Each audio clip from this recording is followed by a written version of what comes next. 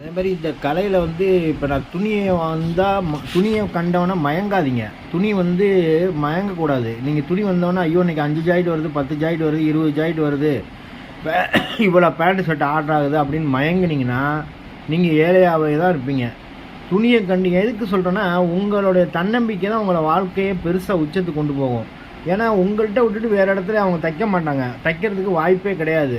அதனால் நீங்கள் பயப்படக்கூடாது. பயப்படாமல் இருந்தால் மட்டும்தான் அவங்கள்ட்ட வந்து நீங்கள் பணமே வாங்க முடியும், பணம் வாங்க முடியும், அட்வான்ஸ் வாங்க முடியும், முழு தொகையும் வாங்க முடியும். அதனால் நீங்கள் என்ன பண்ணுறீங்கன்னா, முதல்ல பயப்படுறீங்க. ஐயோ துணி வராமல் போயிடுமோ, துணி நம்மள்ட்ட தைக்காமல் போயிடுவாங்களா அப்படிங்கிற ஒரு பயம் உங்கள்கிட்ட இருக்குது.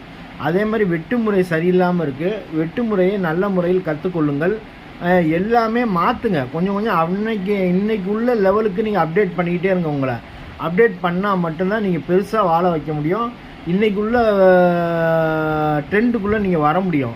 அதனால் நான் 64 வெட்டுற வெட்டையே நான் வெட்டிக்கிட்டு இருக்கேன் சார், அப்போனா அது அப்போ ஒன்றும் கதையாகாது. இன்றைக்கு உள்ள மாடல்கள் வேறு, ஜாக்கெட்டு மாடல் வேறு, சட்டு பேண்ட் மாடல் வேறு, எல்லாமே மாற்றங்கள் வேறு இருக்குது. ஆனால் அந்த மாற்றத்துக்கு தகுந்த மாதிரி நம்மளை மாற்றிக்கொள்ள வேண்டும். மாற்றிக்கொண்டால் மட்டுமே நம்ம வந்து இந்த டைலரிங் தொழிலில் பெரிய உச்சத்துக்கு போக முடியும்.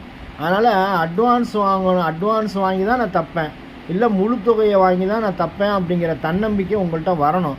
துணியை கண்டு ஐயோ துணி வந்துருச்சேன்னு பெரிய ஆசைப்படாதீர்கள். ஆசைப்பட்டால் அதற்கு அழிவு தான் வரும். அதனால் ஆசைப்படுவதை நிறுத்திட்டு எங்கே வேணால் போய் தைக்கட்டுமே, அது ஏன் நீங்கள் பயப்படுறீங்க?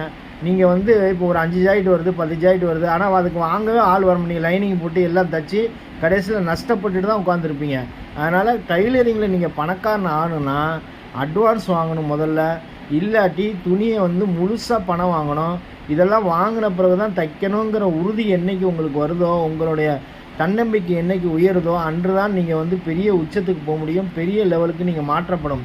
அதனால் தயவு செய்து யாரும் டைலரிங் துறையில் வந்து இப்படிலாம் மாறுங்க. இன்றைக்கி இருக்கிற அப்டேட்டுக்கு மாறுங்க. இன்றைக்கி இருக்கிற ஜாக்கெட் எப்படி வெட்டணும், இன்றைக்கி எப்படி பேண்ட் சட்டை வெட்டணும், இன்றைக்கி எப்படி சட்டு வெட்டணும், இன்றைக்கி எப்படி சுடிதார் வெட்டணும் அப்படின்னு பெரிய பெரிய மகான்கள்லாம் இருக்காங்க. அந்த மகான்கள்ட வந்து நீங்கள் தெளிவு பண்ணி உங்களை வாழ்க்கையின் உச்சத்துக்கு நீங்கள் மாறுங்க. அது அதனால் இப்போ சொல்லிக் கொடுக்க ஏகப்பட்ட வாத்தியார்கள், உண்மையான வாத்தியார்கள் வந்து விட்டார்கள். அந்த உண்மையான வாத்தியார்களை கண்டுபிடித்து அவர்களிடம் கற்றுக்கொண்டு நீங்கள் நிச்சயமாக பெருசாக வந்துடலாம். பெருசாக வர்றதுக்கு வாய்ப்புகள் ஜாஸ்தி இருக்குது.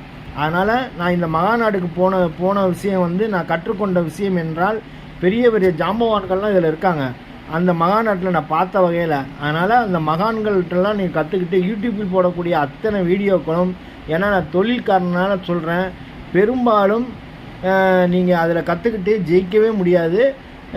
இதில் வர்ற யூடியூப்பில் வரக்கூடிய மகான்களை தேர்ந்தெடுங்க. நல்ல நல்ல ஆள்கள்லாம் வர்றாங்க, அவங்கள்ட்ட தேர்ந்தெடுத்து அவங்கள்ட்ட படித்து நல்ல விஷயமாக மாறினீங்கன்னா நீங்கள் ஜெயிக்க முடியும். யூடியூப்பில் போகிற எல்லாமே உண்மைன்னு நம்பாதீங்க, தயவுசெய்து நம்பாதீர்கள்.